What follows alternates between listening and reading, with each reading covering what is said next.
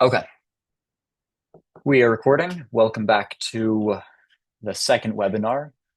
This webinar today is on using Overleaf to create professional looking and good math documents. This should be up on my YouTube channel, so hopefully those of you joining asynchronously after the fact can also learn from this webinar that I'm preparing. All right, I'm going to open up a brand new Chrome tab, and then for all of you watching, you'll want to do the same.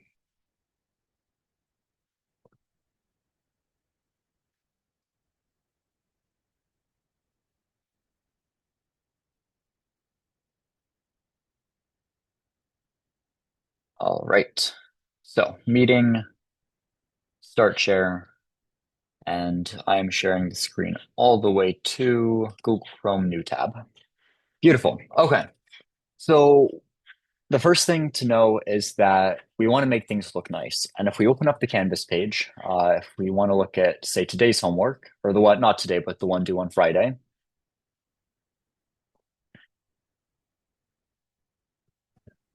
Right, the assignment looks nice. It's done well. We have math that's written out nicely and neatly, and it's typed up. This isn't a handwritten thing. It looks good. And that's what we're going to do today, is we're going to learn how to do bullet points. We're going to learn how to do things with math notation. We want to make sure that what we're preparing looks professional. This is super duper helpful when it comes to writing our MQP report, when it comes to writing academic documents. Also in this course, when it comes to writing the homework, I would love, love, love to be very nice and give as many points as possible if your writing looks nice and well done. If your writing is not nice and it's super hard to read, then I'm not going to feel as happy and I'm not going to want to give as many points. So it's definitely a huge plus for me when grading if you make your work look nice. And it's also going to be a huge plus come your project at the end of the term. So we're looking to do something like this. The first thing we're going to do is we're going to go to overleaf.com. I won't open up any specific project. And then once you're in overleaf.com, you're going to need to make an account. Uh, you can create an account, you can log in. There's a free version and a paid version. If you're planning to go into academia, the paid version is probably going to be better. But in this case, the free version is going to be just wonderful. Okay, so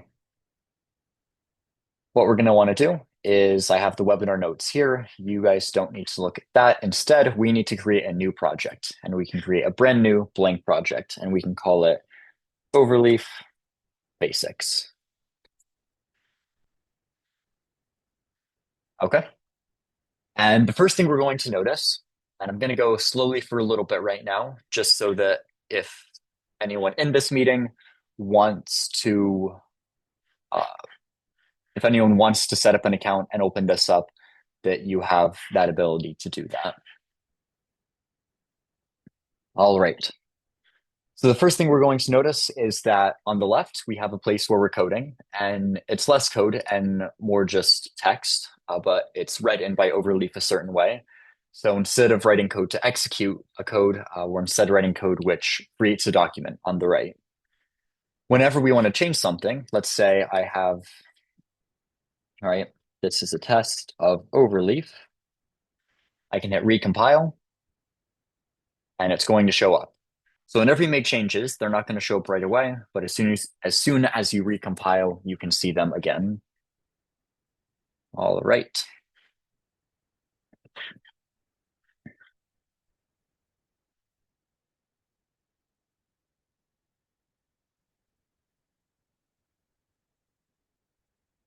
We can also import packages. Hopefully you'll have had a chance to catch up now. When we want to import packages, this is similar to importing in, say, Python or a programming language. And we can do use package.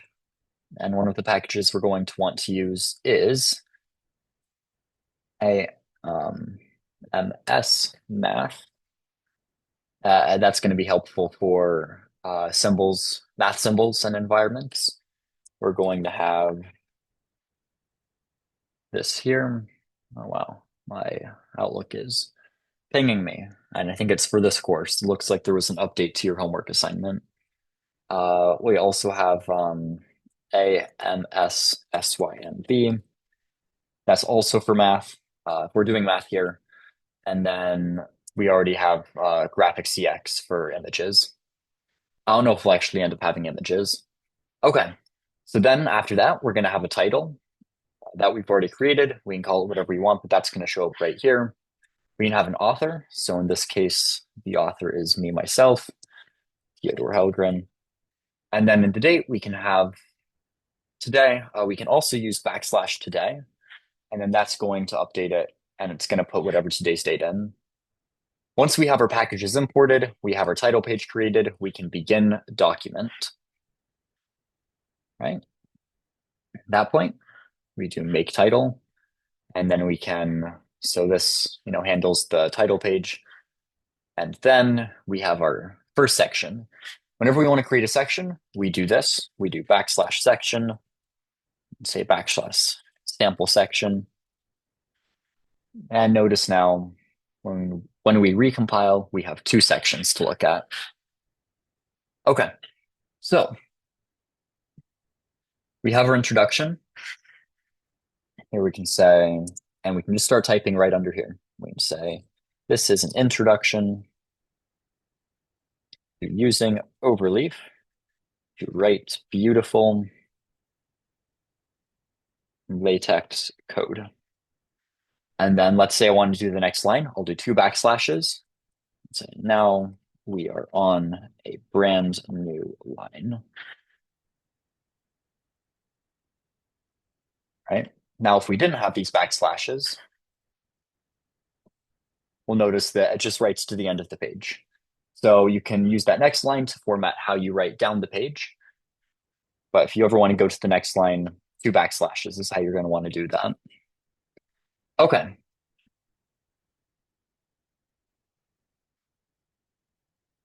How are we feeling so far?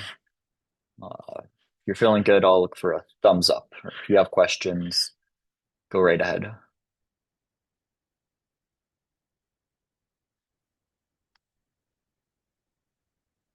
I see a thumbs up. Beautiful. Okay. The next thing we can create is a subsection. So let's say we have the introduction section. Now we can create a subsection. We can say this is introduction part 1. Then we can say under here, right? Latex is super powerful, cool. And if we want the same thing, we can say subsection. We have introduction part 2. And here we can say that linear programming is the best course, right? And we can recompile and notice that we've now created subsections. We've created 1.1 and 1.2 under that main introduction. And then once we have our next section, we create part 2.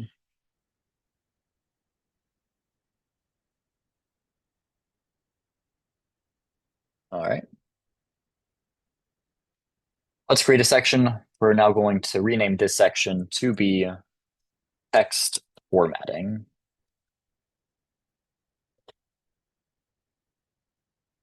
All right. And in LaTeX, we can use different styles of text and formatting. This is much more writing focused than the Python webinar last week, but this is also on how to use these tools for writing. So we have our section here. The first important thing is using different text styles. So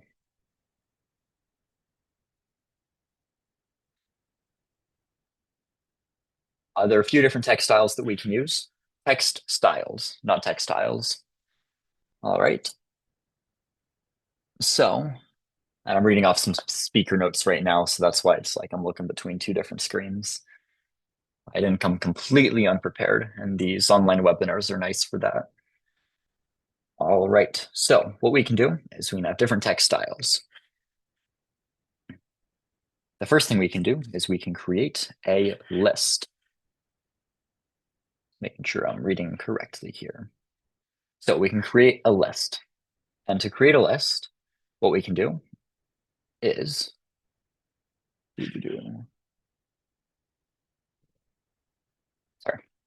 we're going to do begin, itemize.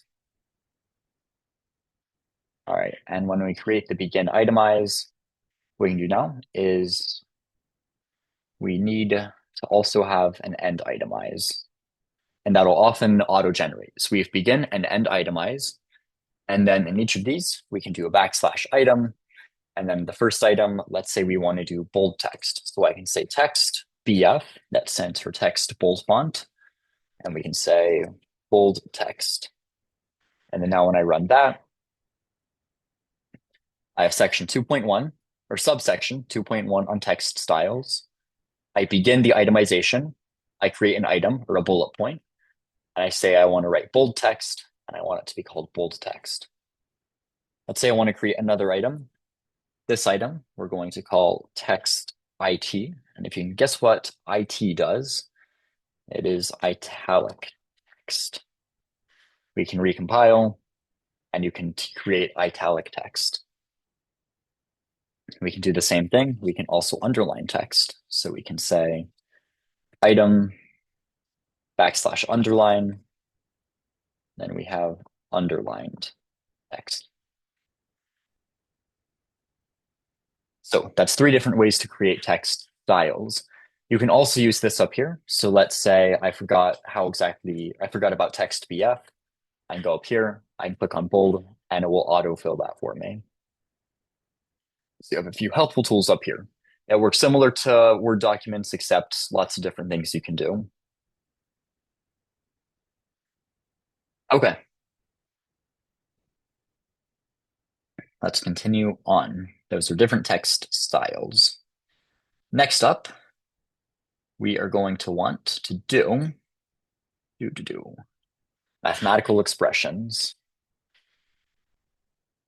Isn't this exciting?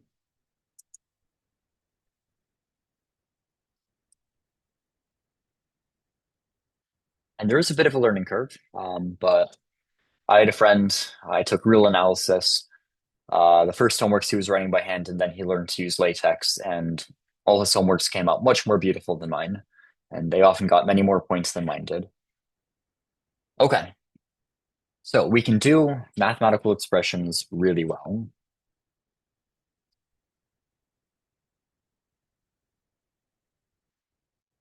And I'll create our first subsection on inline math.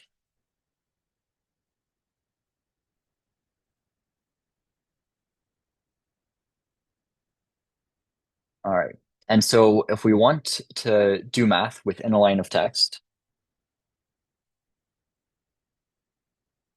we use the $sign.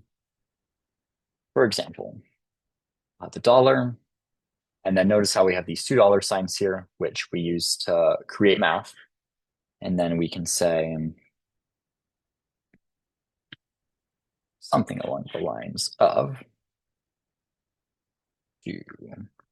ax plus b equals c, right? A simple equation of a line, right? And then we have math text here. And notice if we don't do that, then it comes out in a slightly different font, but we want to keep the math font if we can, since this becomes very helpful later on. Okay. So now, let's say we want to write a whole equation. So that's very simple. But now, let's say we have a subsection on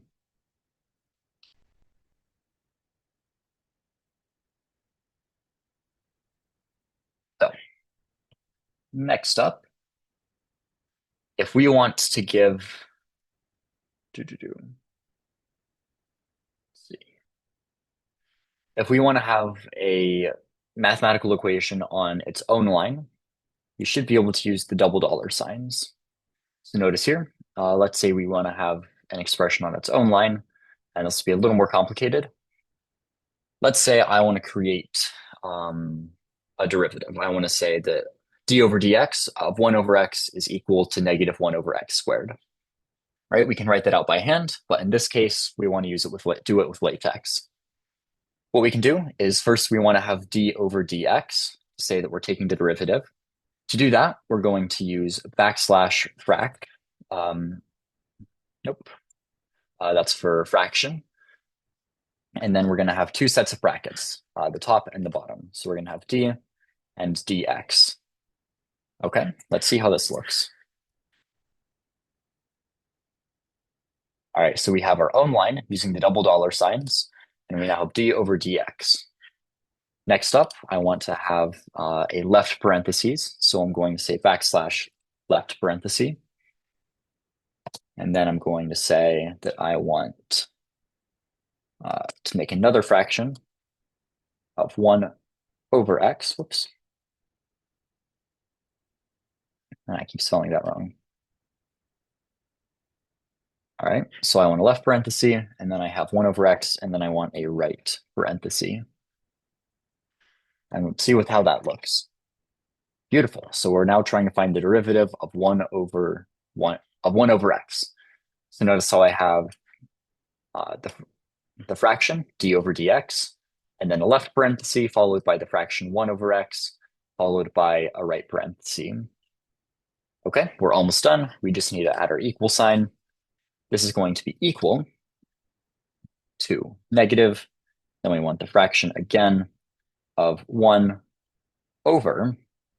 And then here we want to say x squared, right? We have negative 1 over x squared. We can just do this with a caret, x squared.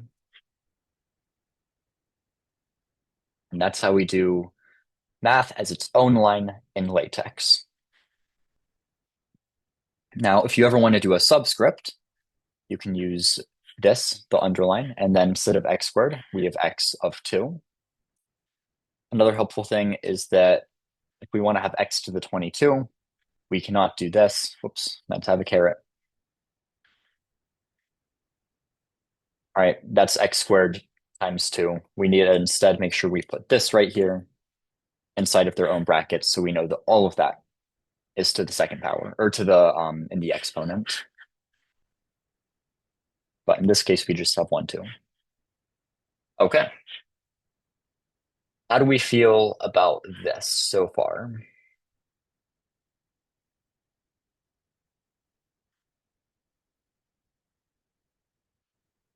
Okay, I'll assume good. I don't see anything in the chat, or no one's left yet either, which is also a good sign. Okay, so next up, we are going to look at doing aligning equations, and this will be the last thing in our part on mathematical expressions. So we'll write a brand new subsection, and this subsection is on aligning equations. So if we have multiple equations and we want them to be aligned or on top of each other, or to look nice, to be done pretty, we can do this pretty nicely. If we want to align multiple equations, we just do begin, align, star. And then of course we have to auto-generate the end align to tell the computer when we're done. All right, and then in here, we can say something like ax plus by equals c. Then I want a new line. I can say dx plus ey equals f. And let's see what this looks like. And there you go. We have two aligned equations. If we hadn't aligned these equations, we would probably have something like this. We'd have to use the dollar signs. And then if we don't use a line, we end up with that, which does not look as nice. So we'll undo that and we'll bring it back to look very nice and pretty.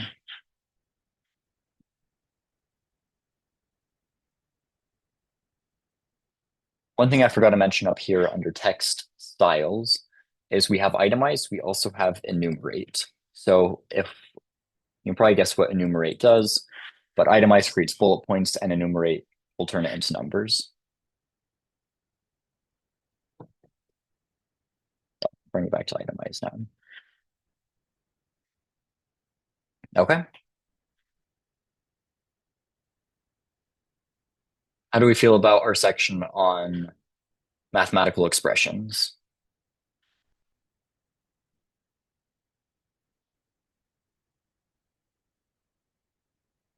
See a thumbs up. Beautiful. Okay. Next thing we want to look at, um, there are two more things before or in this webinar. We're going to look at tables and matrices, and then we're going to look at writing simple linear programs. Tables and matrices are going to be super helpful if you want to type up future homeworks because we'll be learning the simplex method, which is a way that we can solve a linear program quickly and mathematically, but it requires a lot of matrices and matrix operations, which is where being able to write these matrices should be pretty helpful. Here's how we're going to do it. I want to create now a section on matrices and tables. And then we are going to start with a subsection on tables. Okay. So what we can do is we're going to use the thing, it's called tabular, to make this happen. So if I want to do tabular, it's going to look like this. So I'm going to begin a tabular expression. All right. And I want to have 3 columns.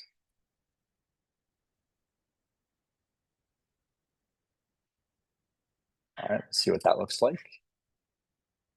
Oh, all right, we can't do that just yet. We have to have our ends tabular, don't we?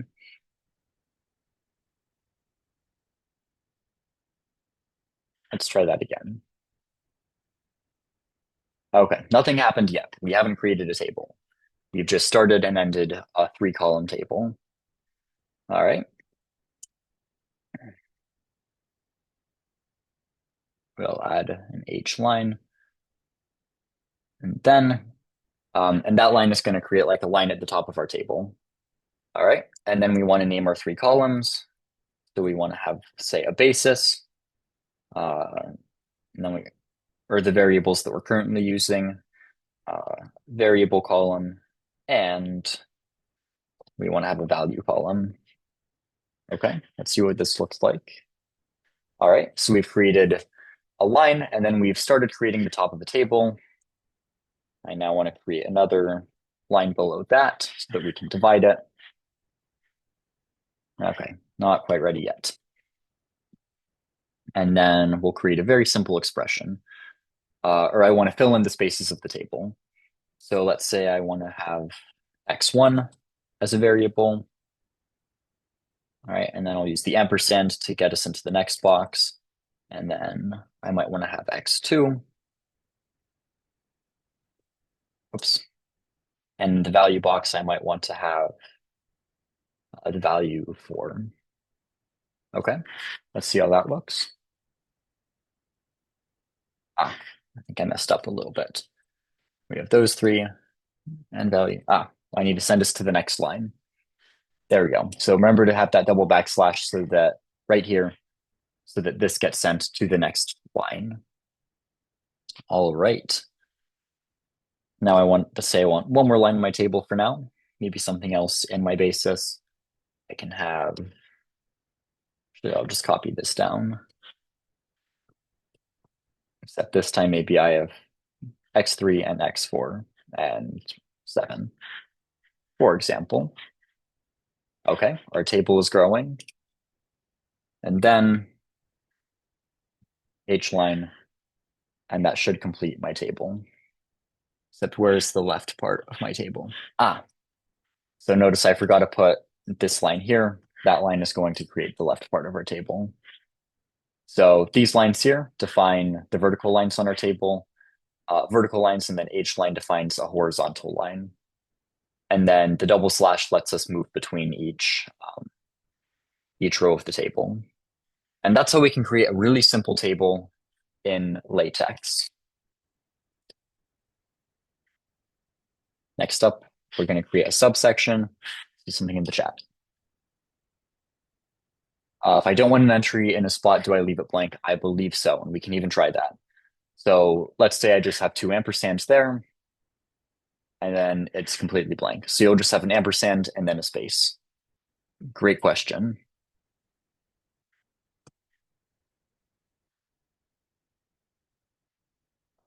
That's how you can leave a spot blank in your table.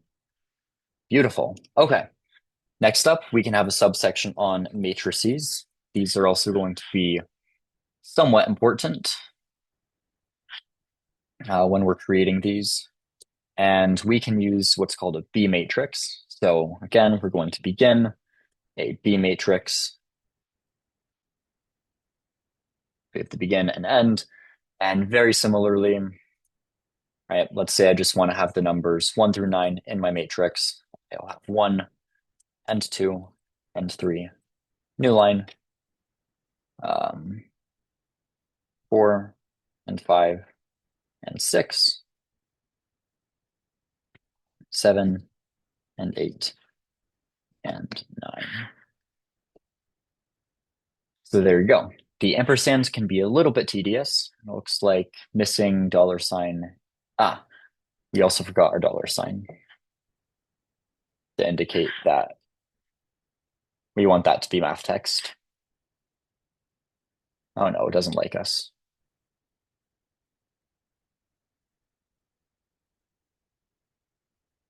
Oh, I don't know why it doesn't like that. The other thing we can do to get around that is we can use the backslash, open bracket, and then backslash close bracket. And that'll format all of this as math text. That's another way to do math text. And there we go, it centers it.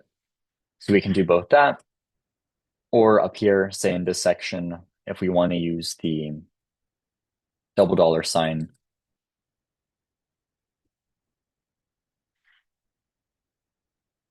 that also will center our work. So that's two ways to center our mathematics work. We can use the backslash, open bracket, or the double dollar sign. Okay. So now the last thing that I want to do is to write out a linear programming problem, since that's probably going to be a very useful skill, especially on our final project. So let's write a section on linear program formulation. Okay. So in this case, we might have a simple linear program. So what we can do is, where are my notes? Okay. So we want to put this in the middle of the page, right? We want to mimic what we see on the homework. And in fact, maybe we can even try to recreate a linear program straight from our homework assignment so that we can practice writing that.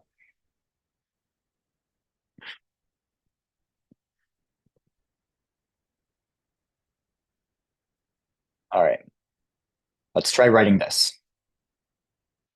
Okay, so the first thing I might want to do is I might want to try aligning it. Even though it's not in the center here, it's going to look much nicer aligned to the center of our page. So we can begin the alignment, and then we end the alignment there. First thing I want to do is just I want to have some simple text where I want to say minimize or min. You can say minimize or min. And then we want to do. We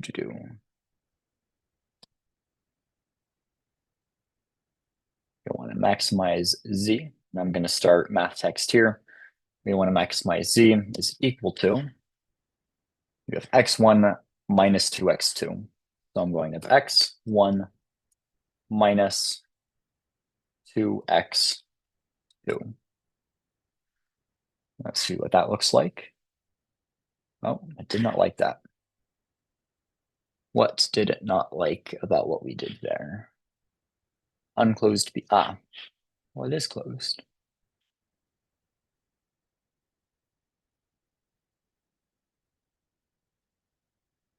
Let me try if we say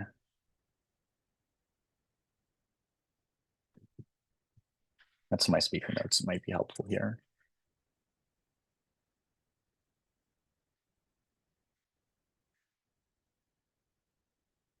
There we go. Okay. Full transparency, I'm also pretty new to LaTeX. This is, I started last month, so I'm also learning along with you. From my speaker notes, if we use the quad, an ampersand here, we can write this math text and it will compile. All right. And then we want to have our subject too. In this case, same thing. Quad ampersand. And in this case, we have our constraints. x1 minus 2x2 greater than or equal to 4.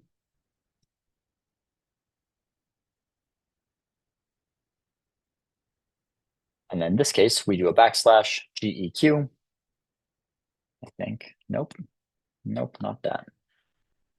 Greater than or equal to 4. New line. We have x1 plus x2 less than or equal to 8.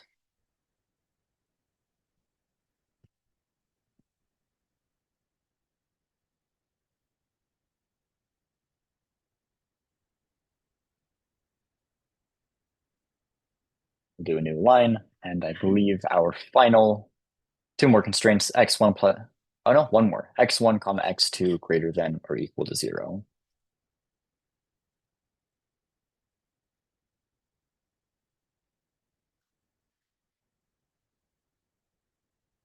Oh no, well, looks like we forgot our double backslash right there. And I think we also forgot our ampersand right here. There we go. And we've just written a simple linear program. Okay, so that's all I have to show us in LaTeX today. We can use Overleaf to create documents. We can write different headers. See, what if I want two matrices on the same line? Ooh, that's a good question. So we're saying if we say this matrix here, and we want another matrix right next to it, well, I'm willing to bet. Where did we write that? And I haven't done this before, so let's see if we can figure it out together.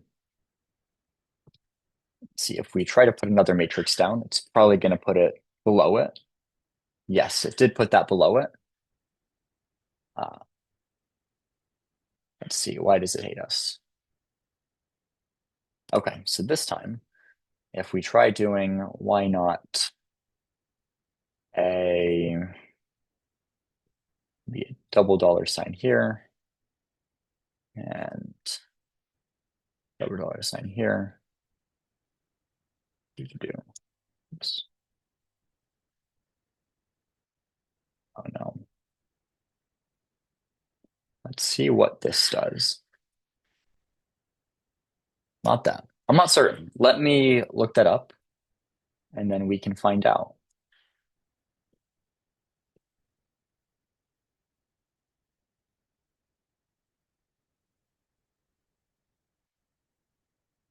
Here we go.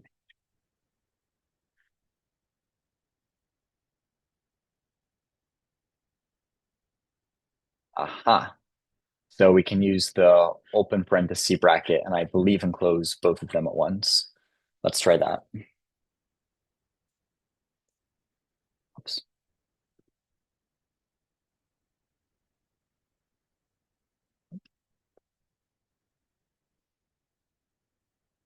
Why does it not like that? Unexpected close display math after begin document. Do. Let's try copying this, see what happens.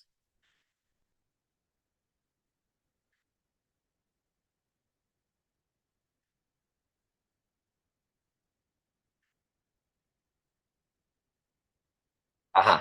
So there we go. And let me, I don't know if it'll like that. No, it did not like that at all. So here's how we do it, is we have this thing here, which is going to create the start of a math text. And then we have a left parenthesis. We create an array with two columns. Very similar to creating matrix, except this time we're doing it with parentheses. Then we have our right parenthesis. I wonder if this percent sign does anything. Yes, it does. Aha. That percent sign is vitally important. And I'm willing to bet if I put this percent sign here and try again.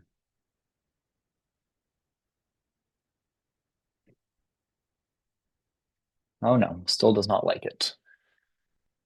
Do do do.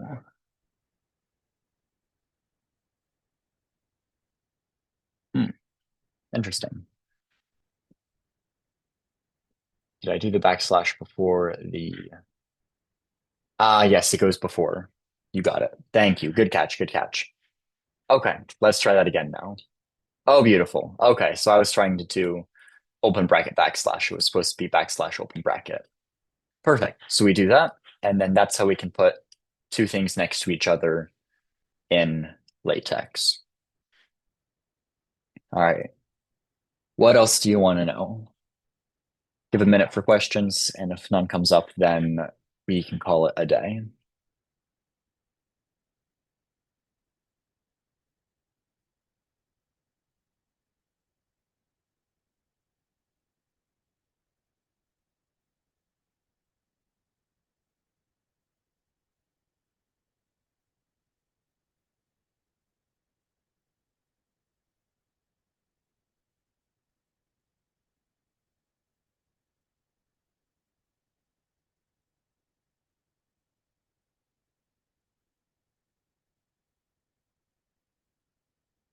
Okay, I'm not seeing anything, so I'll wrap up here. Oh no, I do. Am I? That's all. Okay, perfect. That's all from you. Perfect. Okay, so that's all I've got. We were able to learn about different text styles, how to create bullets and numbered lists. We learned about doing inline math and then math on its own line, writing equations and fractions. We learned about creating tables, matrices, and arrays, and how to write a linear program. All right. Thank you so much for attending. This should hopefully be up on my YouTube channel, and I'll look forward to connecting with you all again soon. Have a great evening.